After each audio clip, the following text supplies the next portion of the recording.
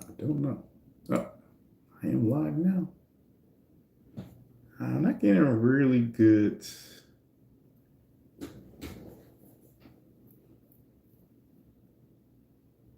It's not as clean and not as crisp.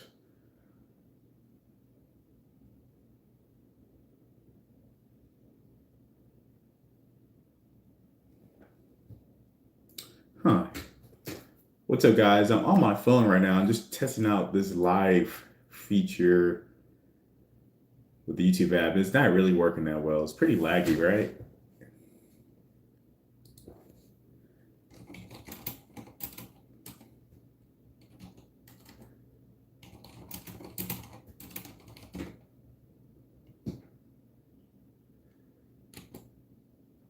Ooh, ooh.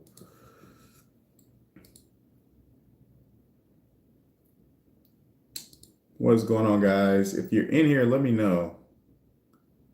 So I might not be able to do this. It looks kind of laggy when I'm looking at it on my computer.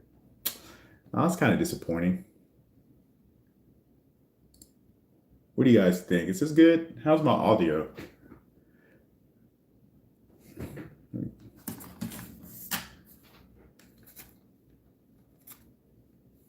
No, my headphones are dead.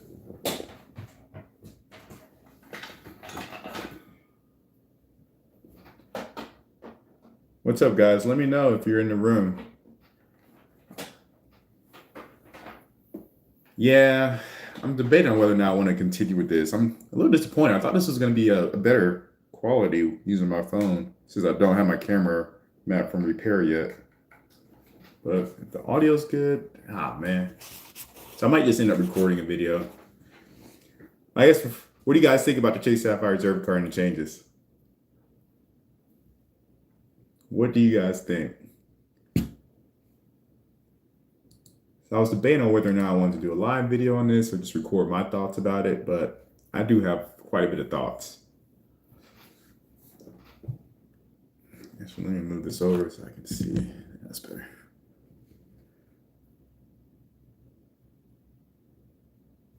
Yeah, maybe I can change the quality. Nah. Looks like a video conference call. I know, right? I'm like, you would think it'll be pretty good. I'm on my Wi-Fi, and I don't know why so bad. I guess the phone is processing, maybe just can't handle it. But yeah, it's no settings I can change from my phone. It looks like. Oh, I can add some filters. Oh Lord, we're not gonna do filters. All right, that's interesting though. All right, go away. I don't want to see chat. Hide all chat messages. All right. What's going on, Gary? What's going on?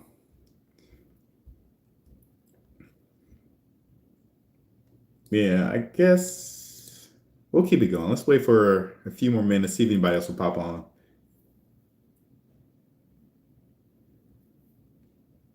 Oh, good. Today's the last day, I think, that you can apply for it and keep the 450 annual fee, right? January 12th. So I'm glad you got it before then. I think it's still a good card. Even at 550, I think it's still, no. I think it's a lot of knee-jerk reactions going on right now in the community. I mean, the increase to $100 definitely sucks. Don't get me wrong. The new benefits don't make up for the increased annual fee. But Chase Sapphire Reserve card, it was already too good in my opinion, at the 450 price point, and then Chase was already losing a lot of money since the card was released. They've always been losing money. This has never been a profit earning card for them. So it was just a matter of time for the increased annual fee.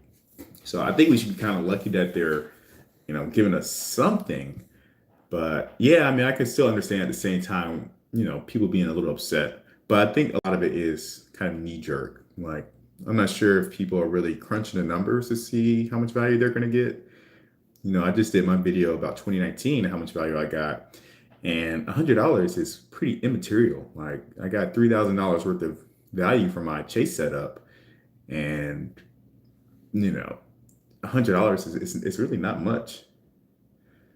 Right. So like I said, I get people's, initial reactions, but just Get it all cool down, run the numbers. We have time to figure this out. I think that's pretty much my thoughts on it. I think Sebi said it at his video too when he was going over this at the end of it. Don't do any outrage cancellations. Be thoughtful about it. Oh man, Lynn, that's awesome. Yeah, that's really good. 100, $500. Yeah. See, the thing is that so Waller's Wallet just did a really good video on alternatives to the Chase Sapphire Reserve card, and I mean he goes over some really great options, but as he says in his video, there are a lot of trade-offs when you go to these other options. And the Chase Sapphire Reserve card is the complete package. If you really think about it, it has everything. It's not perfect in all the categories, but it has everything that you can have in a travel credit card, which is why at 450, that was a steal. So I think at 550, it sucks you got to pay that up front, but it's still a lot of good value out of it. Like I said, when $500 in delay coverage is awesome. I mean, I think it's an Amex just now introducing delay coverage as well now though, but still, that's a really good benefit. I mean, in my video where I go over the $3,000 that I earned in 2019, that was really just based off how many points I earned. But in terms of the points that I actually used, I probably got actually more value because when I transfer my points to the Hyatt Hotel, I think I got about 3 cents per point. On my flight to Japan, I got really good value. So it's really actually probably more than $3,000, at least, theoretically speaking, more than $3,000 of value that I got. So yeah, yeah, David. I mean, it's a good point, right? So the DoorDash credit is only for 2 years. So 2 years is a lifetime. Like they're definitely gonna implement something else after that. I'm not sure what it's gonna be, but I think they're gonna look at the Chase Sapphire Reserve card and the Chase Sapphire Preferred card. So I think something needs to change. I think they need to either add a new card or add something to the Chase Sapphire Preferred card. Like we need a grocery category, we need a gas category on some of these cards. So I can imagine another maybe low annual fee card coming in and adding those couple categories. Or I don't think they'll add them to the Chase Sapphire Preferred card, but we'll see. We'll see what happens. Yeah, but I don't see them adding. I don't know if they're gonna add any more multipliers to the Chase Sapphire Reserve card. I think they might increase them, but I don't know if they'll add any. Maybe a gas one. They might add a gas one, but yeah, it just depends. Yeah, I mean, if they added, if they did 4x back um, in the travel and dining category, that'd been good. But again, like I said, they're losing a lot of money on this card, so they had to add benefits that were probably low cost to them, in which they can increase the annual fee to kind of make up. So I think that's what they did. They'll probably test that out for the next couple of years. And one guy, I've never watched this guy's videos before, but his name is. Hold on, let me bring. I just watched this video. Where did I watch it at? His name is. Where is he? What? Why is it not showing my history? That's weird. I don't know. I can't remember his name, but his theory was that Chase wants people to get off the Chase Sapphire Reserve card. They're doing this because they want less people using their card, which is an easy way to cut costs. So it could be something there. Now that is a very good point. If they ever ban pooling of points, and I think that's been discussed before, some people have said that in the past couple of years since I've had the card that they may ban pooling points. But yeah, if they do that, that's a huge game changer. But I think if they do that, they're they they're not going to survive. They're not going to survive. Yeah, Casey. In other words, Chase is firing some of the customers. I think that's what they're doing. I mean, that was that guy's video. I'll have to look for it, but it could be, one of the reasons why they're doing this, and it's not a bad plan for them if they're losing money on this card. No, it wasn't the credit card maestro. Let me find this video. Let me find this video. I literally just watched this. I'm not sure why it's not showing up in my history. Oh, I think it's on my other YouTube account. Let me switch accounts.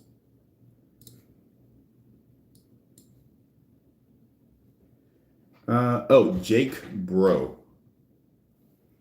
Yeah, so his name is Jake Bro. He has about, is it Jake Bro? Yeah, Jake Bro. He has about, he's a pretty small YouTube channel too. He has about 3,000 subs. He has pretty good videos though. So definitely check him out. Jake Broe. He just dropped a video on this. And that's kind of his thoughts on it.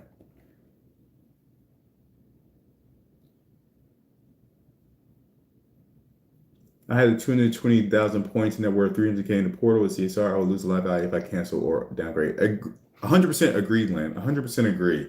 Like people are always saying, hey, just downgrade to the Chase Sapphire preferred card. But if you're going to be using a Chase travel portal a lot, that additional 25% bonus that you get when you use on a portal is a huge, huge deal. Huge. And it almost makes no sense to even do that if you're going to be using a Chase travel portal because you make up for the increased annual fee by doing that with that 25% extra bonus. So I definitely don't recommend downgrading to the Chase or the CSP card. You know, I think if you're going to be in the Chase ecosystem, the Chase Sapphire Reserve card is the clear winner, unless, as David just said here, you could just be transferring to transfer or travel partners. So if you're someone that does that, just use it completely for maybe Hyatt hotels, or if you're trying to fly business class, you know, get better value on transfer partners, then yeah, the Chase Fire preferred card does make more sense. But the way I use the card, I use it like you, Lynn. I definitely use the travel portal quite a bit. So I'm actually working on the video. Well, so this whole Chase Sapphire Reserve card is pretty much thrown off the schedule of what videos I want to do. So I was going to do a video on the travel portal and how I use it, but yeah, hopefully I'll be able to get to it this week. So yeah, war availability. Yeah, so yeah, I'm keeping the card. So you think priority pass lounges would be less crowded? Lynn, I don't think so because the priority pass lounges they're on so many cards now. I mean, the Hilton Aspire card, the Platinum card. And there are a couple. There's like one other hotel card that gets it for pretty cheap too. Oh, it's a Surpass card. It gets like 10 passes a year, and one other card I think. But yeah, hopefully we'll see. My usually at Atlanta airport, usually not too bad.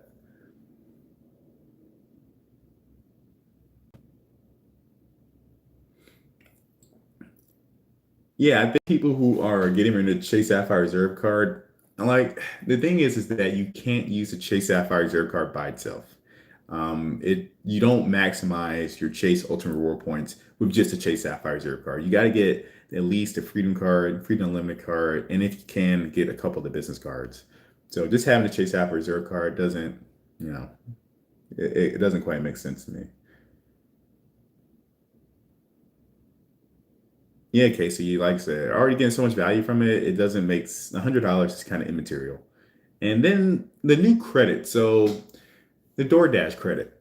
So you get $60 per year for the next 2 years. Now, I just started using DoorDash a few months ago, and I actually really like it. So if you compare, you know, you have Grubhub on the Gold Card. I like DoorDash a lot more than Grubhub, and that's just because the restaurants I usually eat at, usually like casual restaurants around my house and around my job, they're mostly on DoorDash and not Grubhub. So I'm actually very excited about the $60 credit.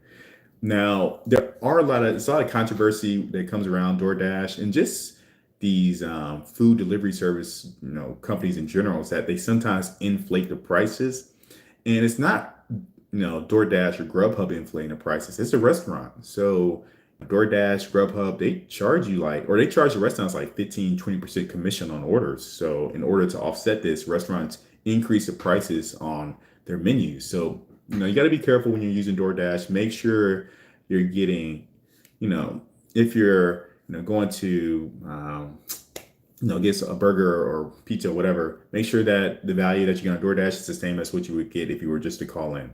So that's one thing, you know. DoorDash also, you know, high delivery fees, service fees, and stuff. I usually don't do delivery. I usually just do pickup. So that's another thing that you may want to consider. But yeah, DoorDash, just be careful. Even like I said, even with Grubhub, be careful when you're ordering food for no services because the prices could be higher than what you would, pay if you were just to call an order. So, but yeah, other than that, the restaurants I go to, the prices are the same, still 1 to 1. So I'm not too worried about that. So I know I'll be getting at least $60 worth of value from the DoorDash credit. The DoorDash Dash Pass free delivery membership, I don't really care about that. I don't use delivery. So, hey, what's going on, Corey? What's going on?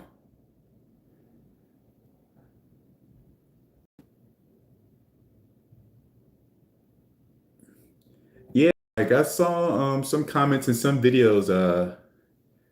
David, if am I saying your name correctly? David, just let me know. But yeah, I saw some people, recommending other cards like the Marriott Brilliant card or the Hilton Inspired card instead of getting the Chase Sapphire Reserve card. And I'm like, why would you do that? You're just gonna accumulate, hotel points all the time, and then get downgraded at some point. So I definitely want to do that. So, I mean, you always want to accumulate, transferable points just because they're worth more, they're more flexible. You either use them on the travel portal or transfer partners and stuff like that. Now, you guys, if you've been on my channel before, I use Amex as well. So I have no problem with Amex. It's just the way that I use, these points and whatnot. I do like having the travel portal, like Lena's been talking about in the chat. So I really do like the travel portal. Amex doesn't really have that. Now, if you get the business platinum card on Amex, you can kind of get like a 1.35 cent per point redemption. But that's if you get the business platinum card, which costs $600 annual fee. And it doesn't really have a lot of other benefits other than that. So, do I have the Chase trifecta? So yeah, David. So my trifecta includes the Sapphire Reserve card, it includes the Freedom Unlimited card or the Ink Unlimited card. So I have both Freedom and Ink Unlimited card. It includes the Ink Cash card and it includes a Freedom, just a regular Freedom card. So it's really 4 card system and not 3 cards. So business cards, the Chase Ink Cash card, I think is the best point earner for me. This is based on my spend.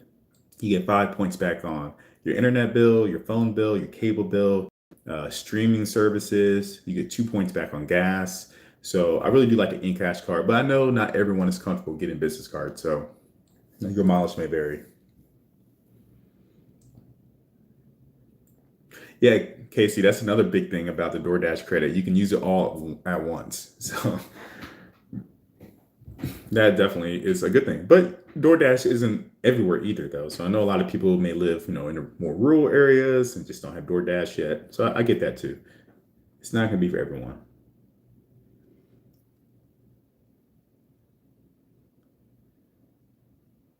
Corey, you send me an email? Man, I didn't. Corey, my bad, man. Send me another. Forward it to my email address again. I must have missed it.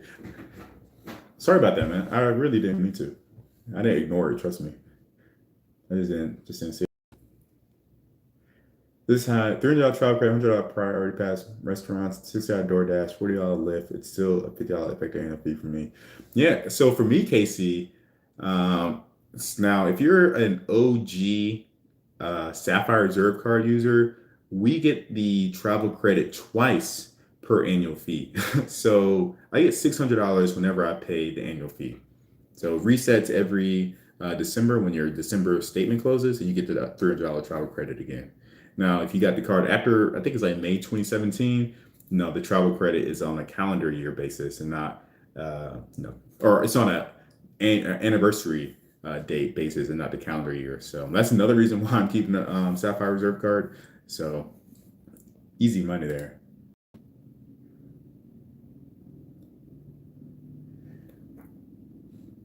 Oh, nice, Lynn. Nice. Yeah, Lynn. Now that I have this DoorDash membership, I may just start, using it to order food for my department at work. Just kind of help out. So we don't always have time to go out to lunch.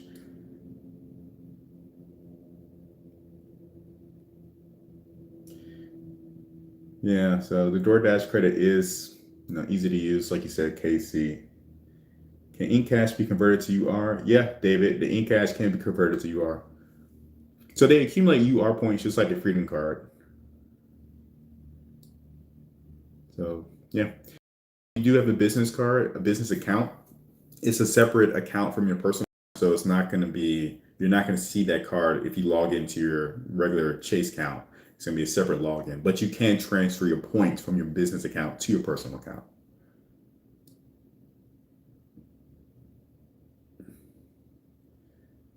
Yeah, I mean, so the Amex Platinum, people are now trying to compare the Chase Sapphire Reserve card to Amex Platinum card now, but I think that's not a good way to look at it. Um, the Amex Platinum card is really a benefit card. You get it just for the benefits that it gives you, lounge access, the hotel status. It does have some credits in there too, but it's not really a workhorse card. So yeah, I still don't really, can't really compare it to the Chase Sapphire Reserve card.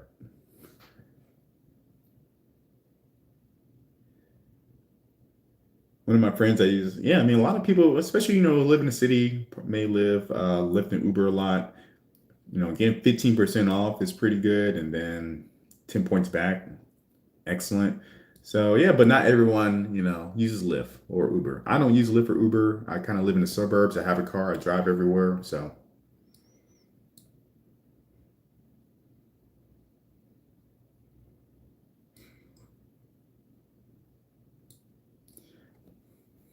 I believe as long as the thing about the CSR train set, it's not really much else. Yeah, there really isn't. Like I agree. So Waller's Wallet just did a video on some alternatives to Chase Sapphire Reserve Card or Chase ecosystem in general, and none of them give you everything, right? None of them give you everything. So you have Amex. Amex is good, but you don't get the travel portal usage. You have the Wells Fargo setup. Wells Fargo is good. No annual fees actually, right? On the two cards that you get. What is it? The signature and the Propel card. But if you're just someone that uses a travel portal, that's still pretty good. So you can still get that 1.5 cents per point using the travel portal, but you don't have any other benefits that come with that. So that might be viable, but you have to use a travel portal. You don't get any transfer partners. You don't get any other travel benefits like airport lounges and stuff like that. But you can kind of make up for that kind of stuff. So it depends on your travel habits. It depends on how you want to use the points. But like I said, Chase is the one that has everything. It just has everything.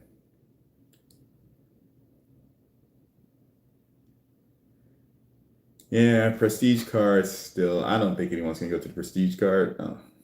Altitude Reserve has no transfer partners. Yeah. Yeah, David, no more gift card loophole on the airline credits. SATS credit is pointless.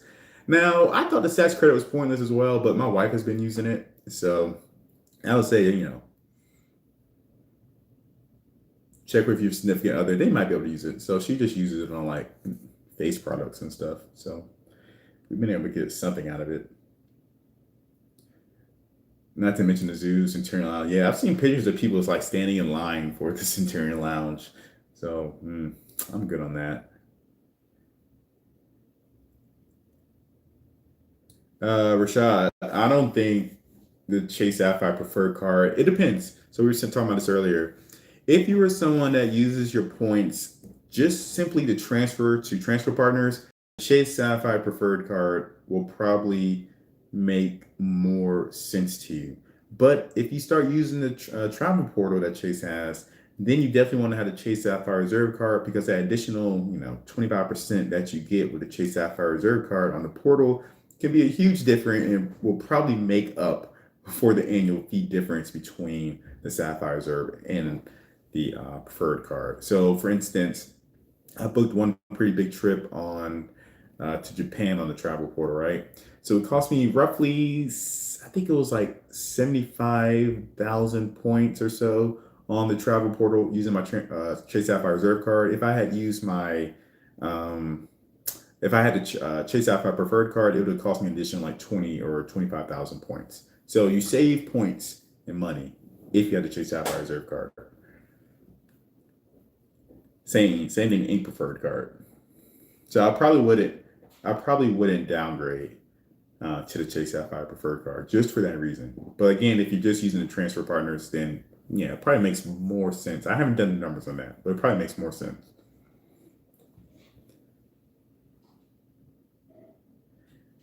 Yeah, Casey. I mean, like I said, no one is going to, fully benefit from these new. I'll say most people aren't going to fully benefit from these new, benefits with the increased annual fee.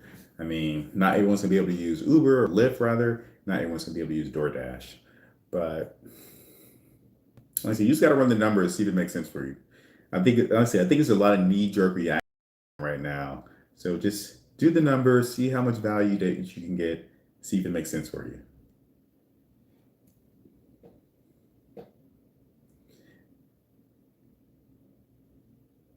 Yeah. Is it ever cheaper to use a travel portal? Absolutely. Absolutely.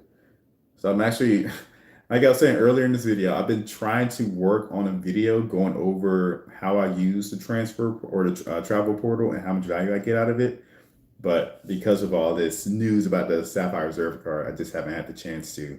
But it's coming soon. So the travel portal is really good for hotel stays. So if you want to use it on a hotel stay, besides using transferring your points at a Hyatt, it's good for hotel stays, and it's good for discount economy flights. So if you find a really good flight deal, you can save so many points just using the travel portal on that discounted flight. Trust me on this one. Trust me. Like I said, it's going back to the Japan trip. It cost me and my wife 75,000 points to fly from Atlanta to Japan for both of us. 75,000 points.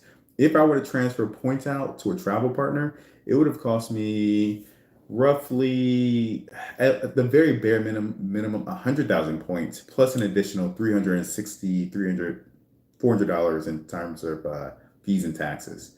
So yeah, the travel portal can be very good, especially for those discounted airline tickets.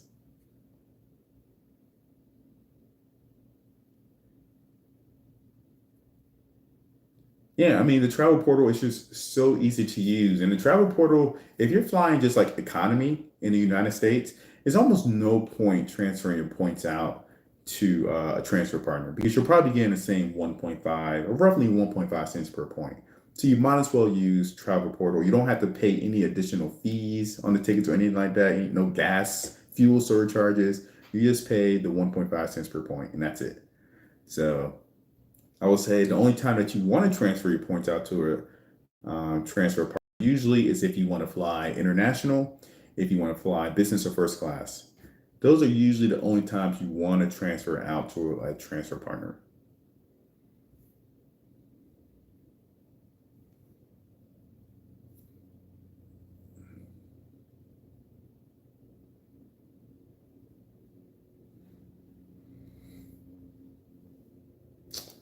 Yeah, it changes. Yeah, yeah, Rashad, definitely. Like I said, I'm doing a video on that. It's on my to-do list. It's coming soon. I might actually record it today.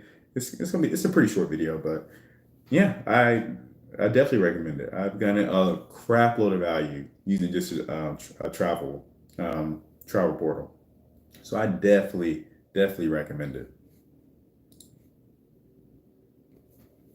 But let's see, what else did I want to talk about? Where's my I have a little where's my little cheat sheet? Let's see. So like I say, I kind of talked about Amex a little bit. I'm already in the MS ecosystem. So I haven't done a what's in my wallet video.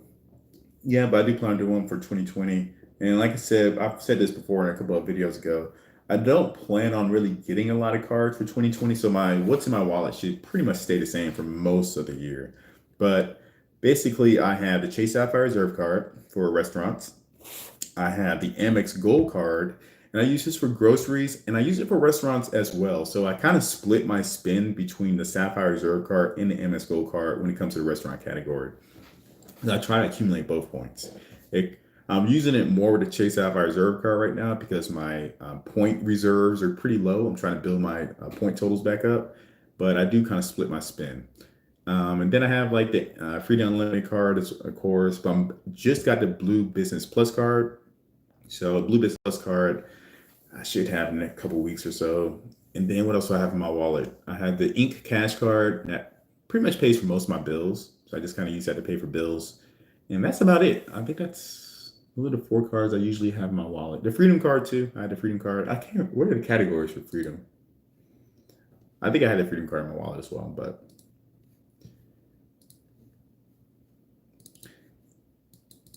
I'll be keeping see if I can look at it again. 2020 my annual fee for 2020 are in February, so I stay at the 450 this year, and I see if I can get value from Lyft Pink and DoorDash. Signed up for both. Okay, John. Okay. Yeah, my annual fee, it's in May, so I'm gonna have to end up paying that 550, unfortunately. But it is what it is.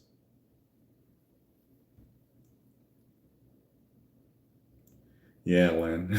I was like, dang it, dang it. I was kind of sad about that. It's like, but I think no, I kind of I spread out my annual fees. So like right now, I have the gold card coming up in February.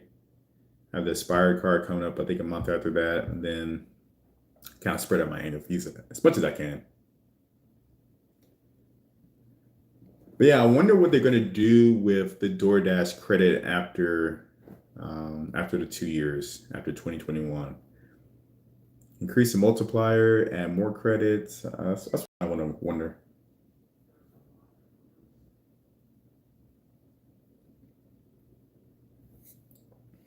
Yes.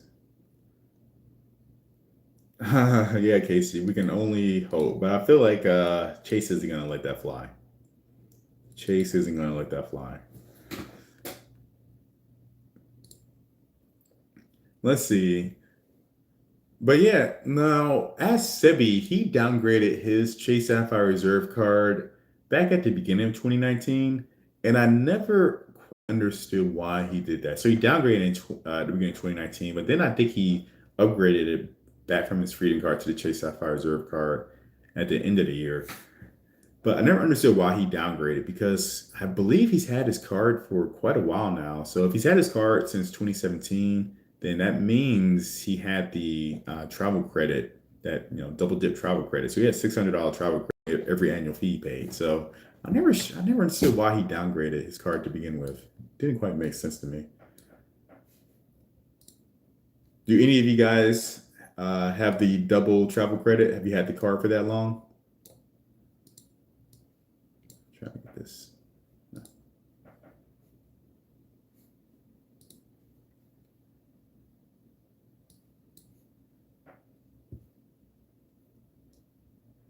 Yeah, Russell. I know he moved to city, but I know he was saying he was going to move back though once they canceled all the insurance. I'm not sure if he ever actually did.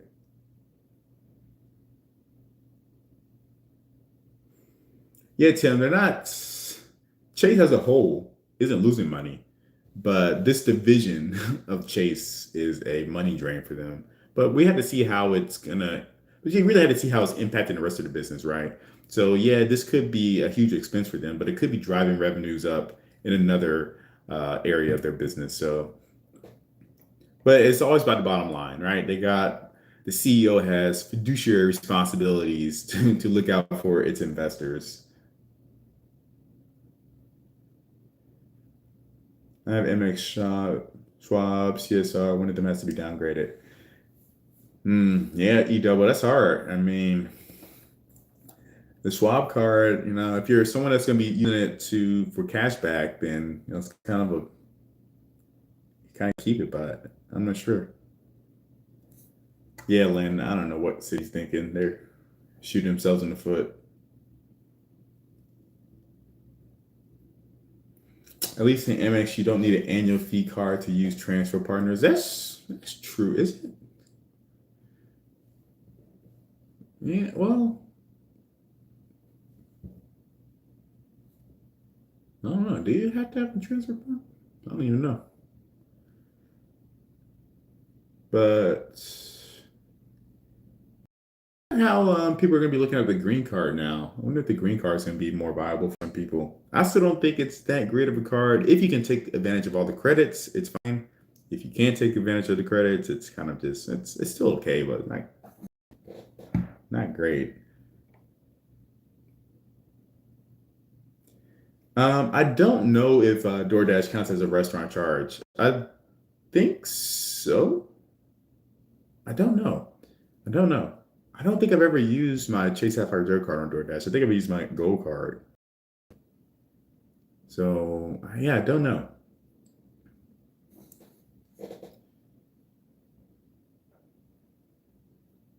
That's a good point, Casey. He does do a lot of one-way travel.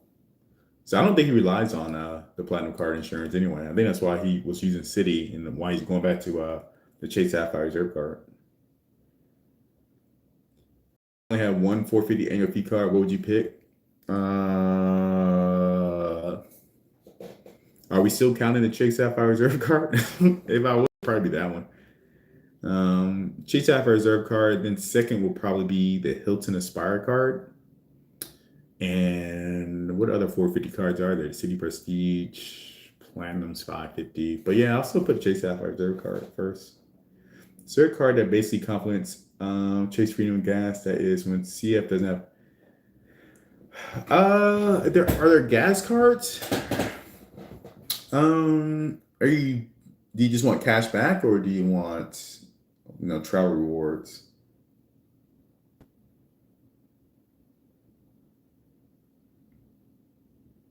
Yeah, Rashad. That's yep, exactly.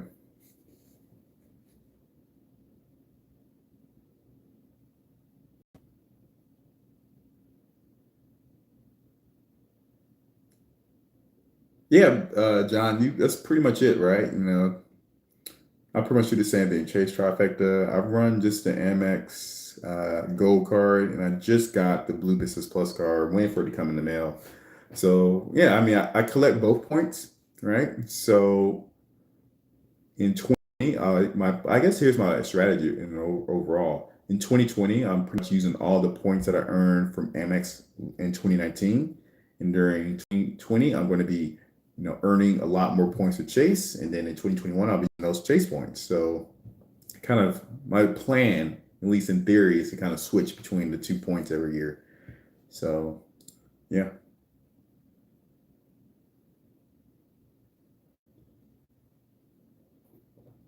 Rashad.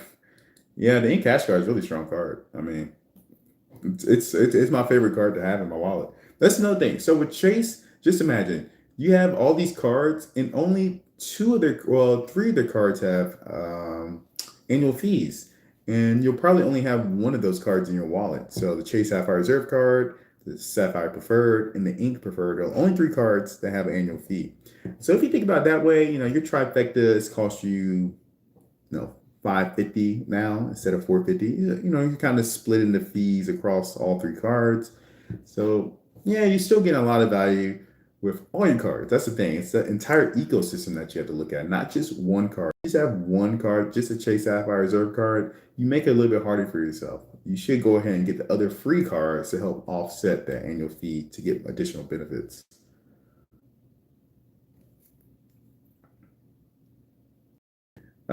Casey, my favorite. Hey, Casey. So, Casey, I already have luggage, but I did use the away credit for a backpack. So, me and my wife bought a new backpack. I think the backpack costs like 150, I think, and I ended up paying $35 out of pocket for it. I mean, the backpack itself isn't worth that $150 that they're charging for it, but I still take some value out of the backpack that I got. I think it's worth maybe like $75. It's a nice backpack, but I wasn't gonna buy any of their luggage because I don't need the luggage, and I wasn't willing to pay, you know, an additional $150 out of pocket for any of their luggage. But yeah, the backpack we needed, so that's why we got it. I'm happy about it. Okay, so DoorDash, yeah, I figured it would, but at least Chase is pretty good with this 3x back. Yeah, Rashad, I'm very surprised they don't have an annual fee on the Ink Cash card. It's kind of weird. I mean, if you look at the Ink Cash card and Ink Preferred card, I mean, they're kind of similar. I mean, the only real difference is that you can use your points, you can transfer your points out to the transfer partners.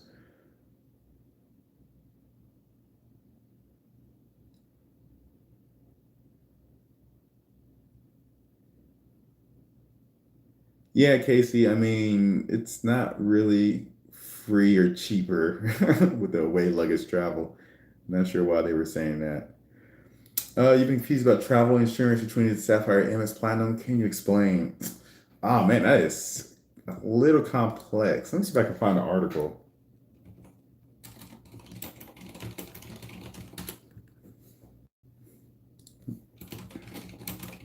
Yeah, that's a very complex question.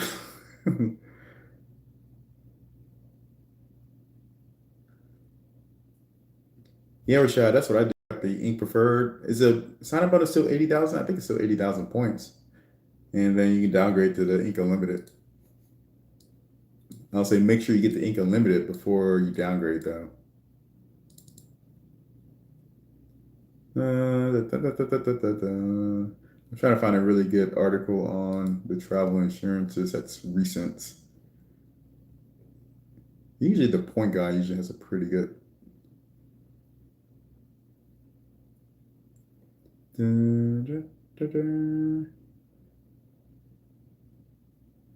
Because the Amex travel protection just kicked in for 2020. Why's my? I need to pop this out. How do I pop this? Pop out chat. There we go. Okay, that's better.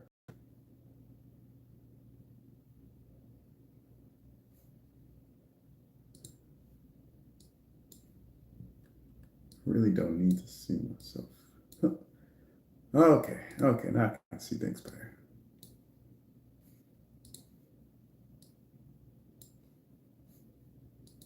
Yeah, there's just a lot of people just freaking out on the internet about the Sapphire Reserve card. I just feel like it's a huge knee-jerk reaction to the news.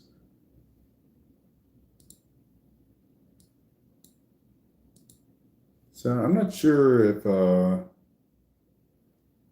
I haven't really heard anyone that said they're really downgrading. I mean, everyone's been pretty neutral on YouTube about what they're going to do with the Chase Sapphire Reserve card going forward. I'm pretty sure Shifu's going to end up keeping it. I think Sebi has the card now. I don't know. Waller's Wallet seems like he's going to get rid of it, which I don't really quite understand. TEC, David Trouble at Travel Explore Click. I know he's going to keep the card. I've seen a couple other YouTubers say they're going to get rid of it, but yeah, it's just kind of a sad thing.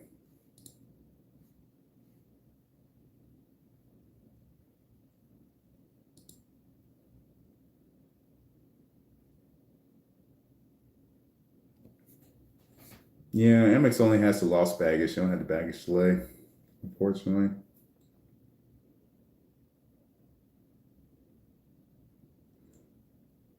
Yeah, Casey, I think it's a lot of fake outrage. People just kind of looking for an excuse to get rid of Chase Sapphire Reserve card because they're Amex fans. I think that's a big thing. I think that's a big part of it.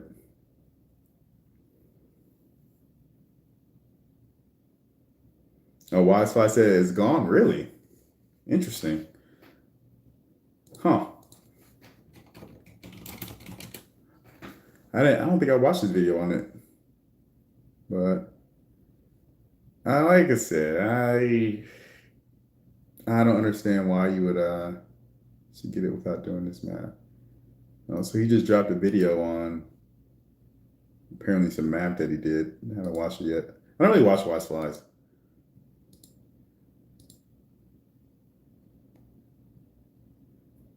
Mm,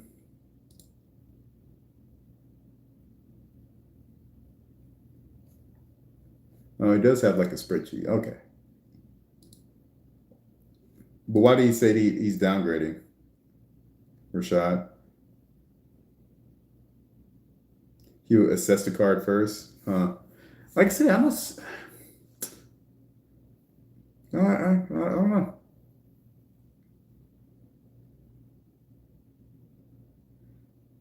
I mean, I don't see how much. It's pretty simple math, really. You either, how much value did you get in 2019? Subtract that by 100, and that's pretty much what you got. So like I said, I got 3,000 in terms of points last year. $3,000 worth of points last year. That's how much I accumulated. A lot of those points were due to my wedding, so I would say maybe $500 to $700 were due to my wedding. So I don't plan on getting as many points in 2020 with those cards. But also, I did get a lot of new cards last year, and that put a lot of spin on those cards. Hit a sign up bonuses. So I do plan on still getting a decent amount of points during 2020 with my Chase setup.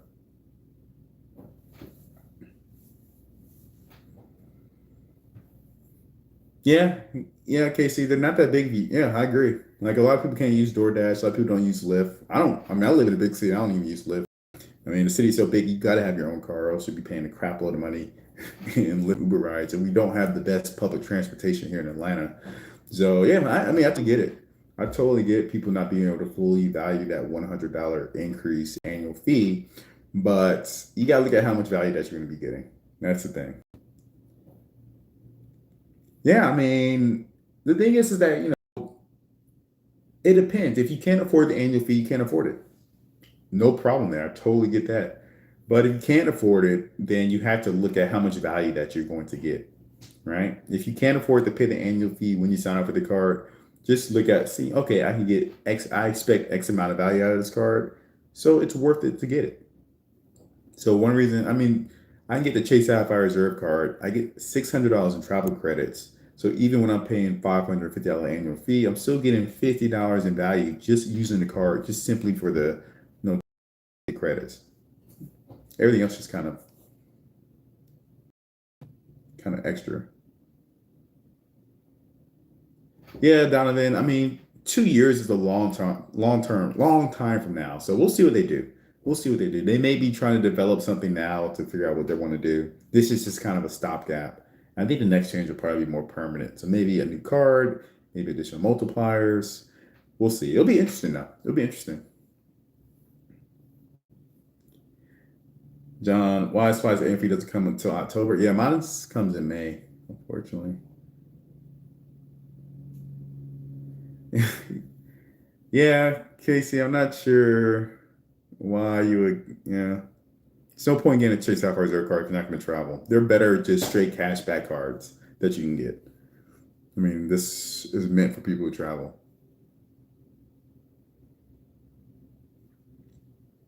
Yeah, Rashad, make sure you spread the annual fees out. What I'm going to start doing, beginning this year, 2020, is I'm going to start putting just a little bit of money away for all my annual fees.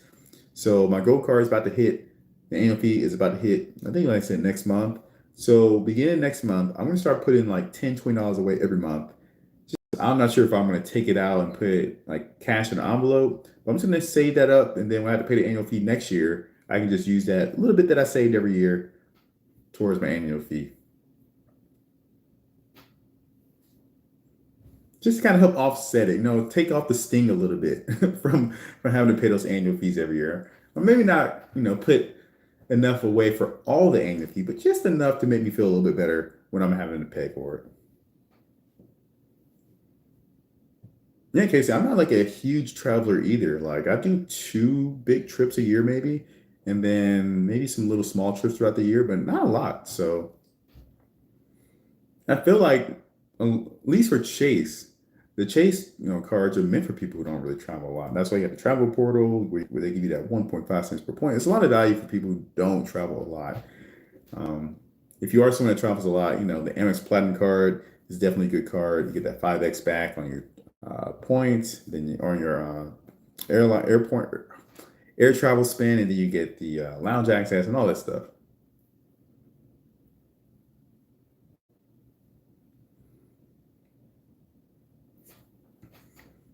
Yeah, I'm gonna check out the Wise Flies videos after this. I want to see what his reasoning is for. I don't like I said, I don't watch too many of his videos, so I'm not sure what kind of cards he has in his wallet on a normal basis. But I'm gonna check him out.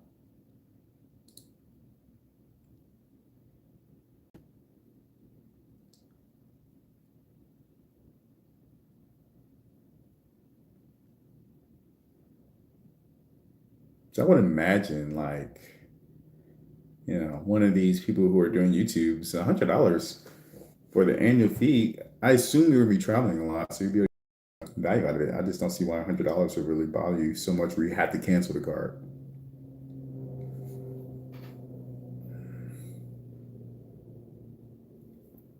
Oh, Lynn. Yeah. So Lynn, I only use access when I'm actually flying back from my vacation. Usually when I'm flying, flying out of Atlanta, I'm usually not trying to get to the airport early enough where I had to sit in a lounge for an hour to really enjoy it. So I usually only use it on the way back. So on the way back when you're traveling, usually you might have to check out your hotel early, but your flight might be later in the day, so you have to get to the airport earlier. So having that lounge access is where I get the value out of it. But even then, it's not like a terrible amount of value I get with it. I might buy a drink, enjoy the seating and stuff like that. But lounge access isn't really too important for me.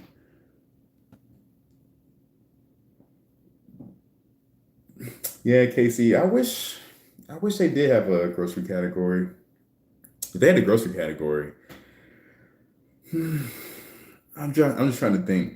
If they had a grocery category, how much would they have to increase the annual fee by? Which card would they put it on? How much would the multiplier be? Because I think that would be a pretty big expense for them. So I'm not sure how it would work. So it'll be interesting in the next couple of years to see what Chase does after these new credits, come off.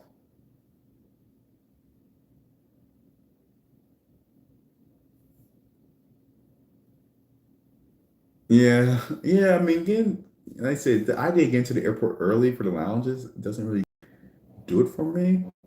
Maybe it depends.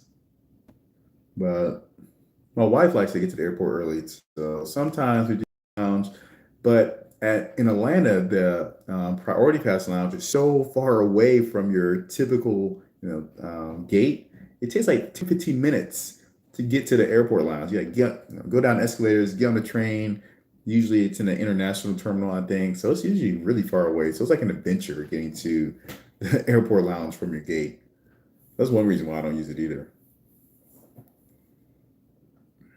But yeah, TC does love him some lounges. So I like lounge too. It's just I don't try to go out my way to get to it. Yeah, I mean Amex does have a lot of good cards that give you grocery categories. Yeah, yeah, that's a good point. Amex does have even in they used to be partnered with Costco as well, right?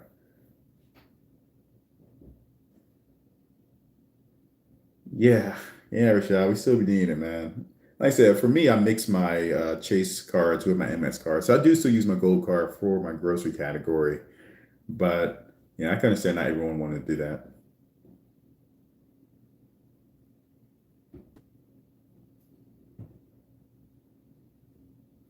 Yeah, I think if they make well, just imagine if they made just a freedom card. If they gave me a guaranteed 2 quarters, that'd be a pretty big deal. That'd be a pretty big deal. 2 quarters of groceries. Because the freedom card for me has kind of been falling off a little bit. Back when I first got it, they gave you 5x back on restaurants as well, but they haven't done that in a couple of years. So I'm hoping that comes back this year, but it probably isn't. It probably isn't. I'm just hoping though. Many people about the rates of CRA affecting a few. These are the same people that bragged about it being cheaper than Amex Platinum. A lot of it's psychological chase for Amex fandom. Yeah, I mean, for me, like I said, I both Chase and Amex. I do like Chase more, but Amex is also really good. And I don't understand people who just sit in one camp or just can't see that both of them have their merits. I mean, one may be work better for you than the other, but they're both really good. It just kind of depends on how you use your points. And then I still, although the Chase Sapphire Reserve card is 550, I still think completely different card than the MS Platinum card. Platinum card, you have it for its benefits, like I would say your passive benefits. You get your statuses, you get your lounge access, you get some credits to help offset that, but it's mostly a benefit card. Chase Sapphire Reserve card, it's more of a little bit more of a workhorse. So it's still two completely different cards to me.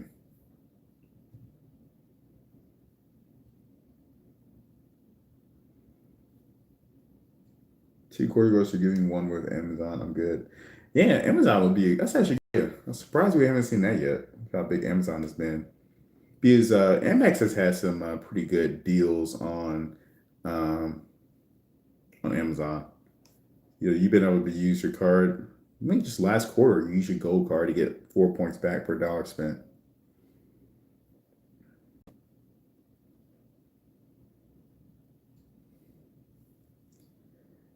Yeah, I mean the travel credit can be hard to use, but I mean I think it's still way easier than Amex. But it's just so flexible. Like I was parking. I mean, I use it for parking. I use it for parking all the time. I was going downtown, had to pay for parking. Came off right there. I'm still debating on what to get with Amex. Still trying to figure out which card you want to get. I mean, the Gold card is a solid card. I mean, the Gold card is a really good card. Gold card, you get the $120 Grubhub credit, and like I said, just do pickup, don't do delivery, save yourself a few bucks, and yeah, you'll get pretty good value with the Gold card. Just using it for groceries, maybe the occasional restaurant, you'll very easily break even with the card. And then the Blue Business Plus card's pretty good, of course. Yeah, Casey. See? Gold card plus Blue Business Plus card, really the only two Amex cards you need for your spend. Green card, yeah.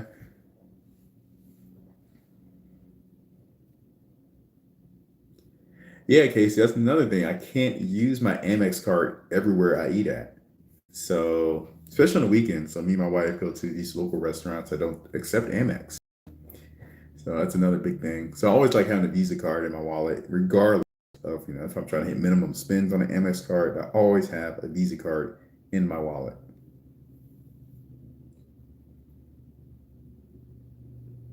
And especially when you go abroad. I think I heard like Amex was actually like really making some pretty big offers to retailers and restaurants to start allowing their place of business to accept Amex cards. They were offering really sweet deals, I guess discounts.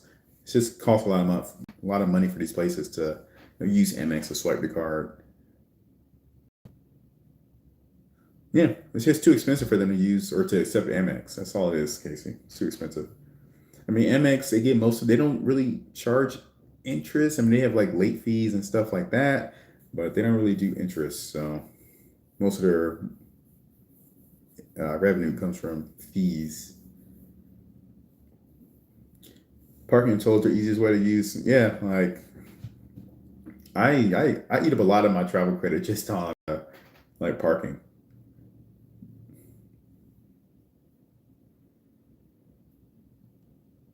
You prefer better than a green card? Oh, yeah, I haven't even thought about that. You prefer better than a green card? Hmm. An ink preferred card, it has some very situational, very business oriented multipliers, but yeah, and it's a good card. Just depends on your spend.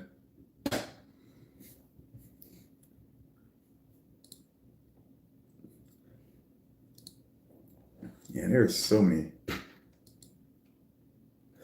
videos on Chase Sapphire's rare card now.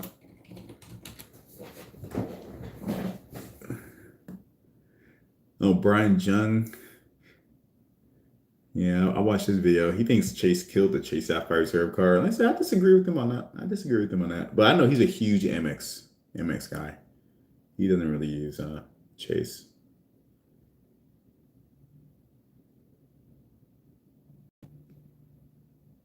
But yeah, definitely you guys should watch Waller's Wallet, see what he's saying on his latest video, alternatives to the Chase Sapphire Reserve card. They're all good alternative. What do you guys think about the Wells Fargo cards? That's what I want to know.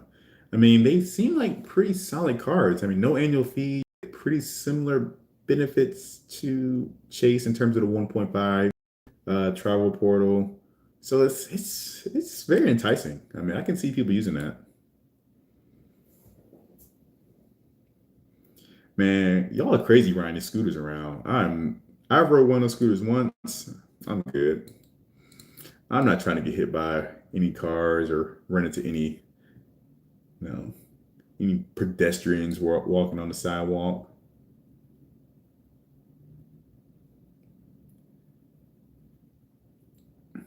That's a good question, Rashad. I've never even done that. Ink preferred versus Sapphire preferred on YouTube. I mean, yeah, the ink preferred is a better card. That's actually a question.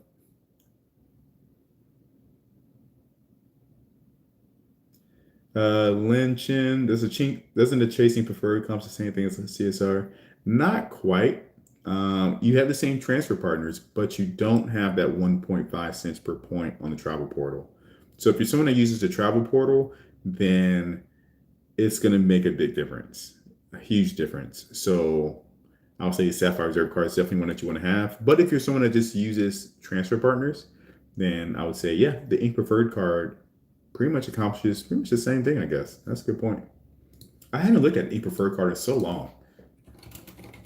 I mean, I got it end of 2018, but I downgraded it.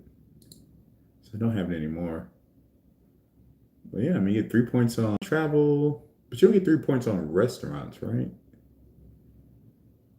Or do you? I can't remember. Yeah, so you don't get 3 points on restaurants. I thought you did. Yeah, a lot of people have problems with Wells Fargo as a company. I used to be a Wells Fargo customer, but I have since gotten rid of my checking account with them. I think they're getting better. I think they'll be okay.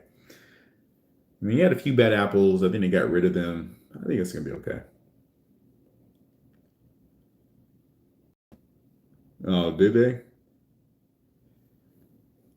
But yeah, I mean, the Ink Preferred card is a good card. I mean, so you get 3 points back on travel, shipping purchases, internet cable and phone services, and advertising purchases. So, it's a very business oriented card. But like I said, the Ink Cash card I think is better for most people because then you get 5 points back on like internet, cable, and phone. You get 5 points back on streaming services. You get what am I saying? Yeah, that's it. And then you get back on gas. So if you are someone that does a lot of shipping, a lot of advertising purchases, I can definitely see that. So I I thought about doing some advertising, but I don't think it's worth it for my channel. I'm just not going to bother with it. It's expensive. I'm really not chasing money here on YouTube. YouTube doesn't pay enough. I would show you guys how much I get paid, but so I became a YouTube partner back in November. This is what kind of sucks doing a live stream on my phone and not on my computer. Let's see. I'll tell you guys how much I made since then. It's not that much, guys. It's like pennies. For the amount of time I put into this channel, it's pennies. So let me say that. So how many videos have I done? Let me see. So I've made since I've started doing YouTube. Hold on, they've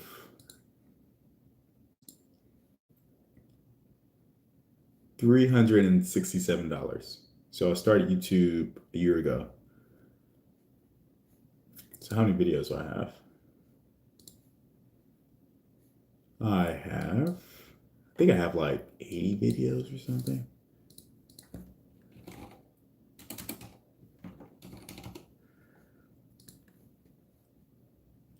So I have, 79 uploads right now. So I've made $367. So let's say it takes me maybe 5 hours per video in terms of shooting, editing, and stuff like that.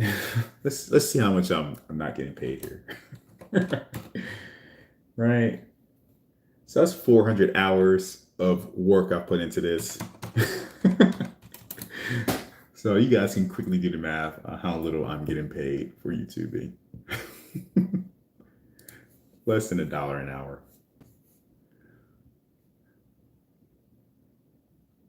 Yeah, no problem, Lynn, no problem.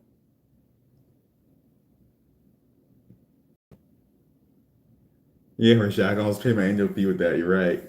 Well, you have to factor in the expenses that I've incurred on this channel as well, like my camera, lighting, microphone, all the other stuff. So we're still in negative. We're still No, I don't have any. Well, I have gotten some referral links from Amex, so that does kind of make up for it. But YouTube doesn't pay, guys. YouTube does not pay. Like you'll put in a lot of time making a video. At least someone on my size of a channel. I'm only getting paid a little bit. Yeah, Lynn, if it becomes full time, which I'm not really expecting it to become full time, I'll be pleasantly surprised and happy. But like I said, it's not my plans. I'm just kind of doing this as a hobby for the most part. You got the Black Star offer. What is that, Casey?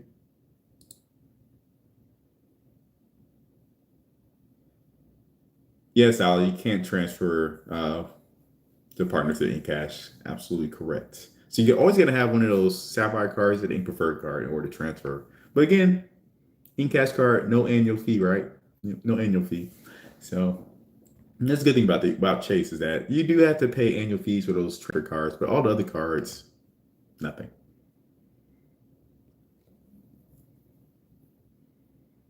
Yeah, 1.25 cents through the portal for CSP.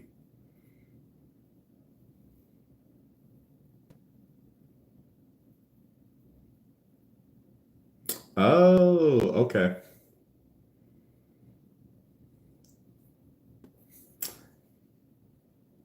Thanks, Lynn. I appreciate it. You enjoy your weekend. You enjoy your Sunday, last day of the weekend.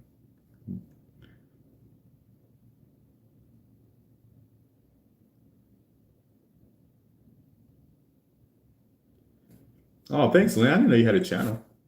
What do you do? What's your channel on? I'll check it out. Why can't I click on your face? I'll be sure to check it out.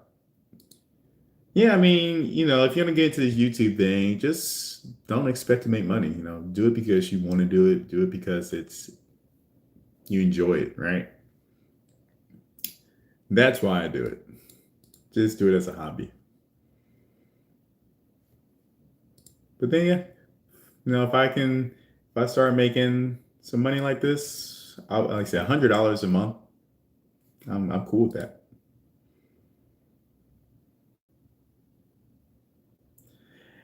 Yeah, Casey, editing gets easier the more you do it for sure.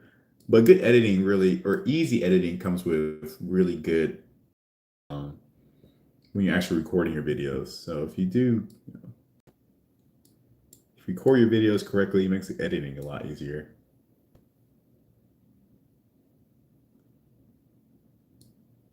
Okay, Lynn. So, Lynn, eventually I want to transform my channel more into a travel channel. But like for the past couple of years, I just haven't had time to do as much traveling as I wanted to do. So that's what I'm planning on doing in 2020 and going forward is just doing some more traveling. So I might do some more vlogging. Um, so I do have my GoPro here. So I might do some vlogging. I definitely will do a little bit of vlogging when I'm in Japan, but we'll see. I gotta watch some more vlogging videos. Don't really watch any vlogging videos, so I'm trying to watch some more so I know how to vlog and what I need to do and how I need to edit. So that's one thing I want to, transform a channel into eventually. It's more of a travel channel as well.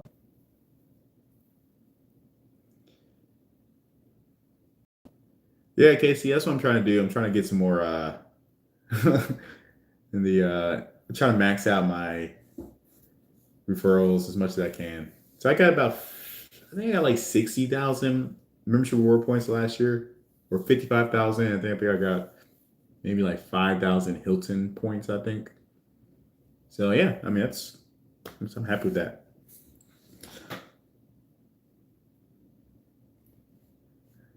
And I'll definitely check out your channel. I'm gonna pull it up right now.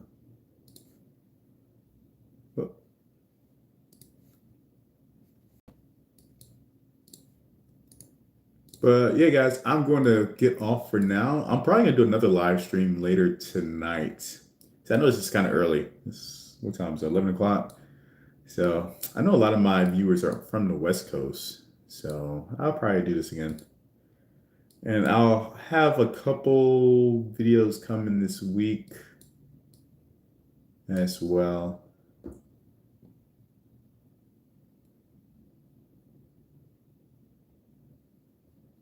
Yeah, I'm trying to find your page right now, Lynn. So make sure I don't forget. Nope, I got you. Yeah, I just subbed. I'll go ahead and sub on my other channel too, actually.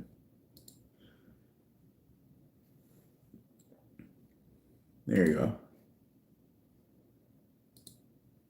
What kind of videos are? Oh yeah, you have some pretty good thumbnails too. Yeah. Channel looking pretty good so far. Green card with Sapphire preferred. Buy trips to save money on travel. Okay. Yeah, keep it up. Keep it up. It's gotta be consistent, I guess is the big thing when you're starting a YouTube channel. Try to do at least one video a week and stuff like that. You should be good. I see you got, let's see, 1 month ago, 3 weeks ago, 2 weeks ago, 1 week ago. Okay, so you're kind of on that 1 week, one per week.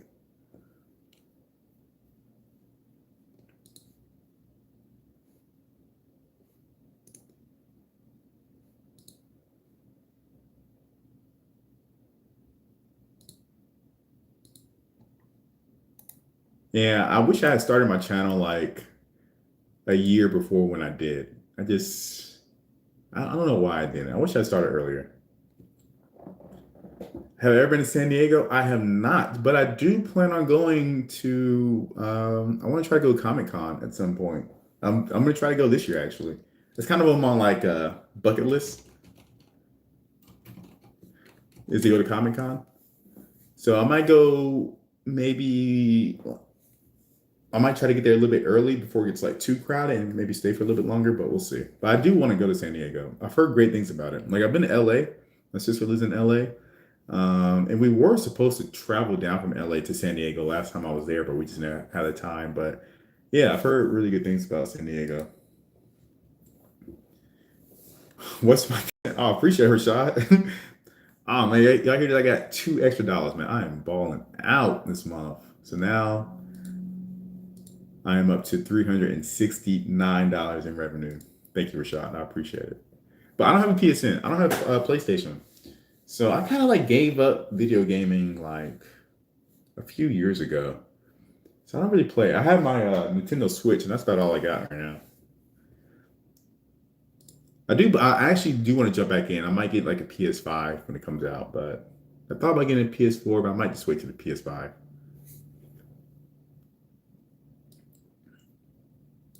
But no, domestically, places I'm traveling to in 2020, San Diego, LA. I might go back to San Francisco, a lot of West Coast, so San Francisco, Seattle. I might go to New York and Chicago as well. I'll be going down to Florida. I think that's pretty much it. I think I might be going to San Diego twice, actually. So I'm going to go to, yeah, I'm supposed to be going to, I might go to San Diego twice this year, actually. So, yeah, so I'm doing a lot of domestic travel this year, in addition to where I'm going internationally. So, trying to, is there anyone else I'm going? I think I'm missing somewhere. Chicago, New York. No, I guess that's really it. And I might drive. I'm probably driving down to Orlando. Probably go to Charlotte. I'm like probably driving to Charlotte. So I'm going a lot of domestic traveling this year. Internationally, Japan, March, Greece in the summer. Maybe Greece. I don't know yet.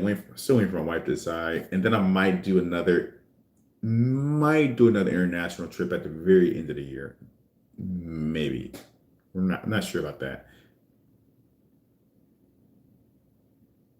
Yeah, maybe not. I'm not sure about another year. I'm probably just two international trips this year. And then everything else will be domestic.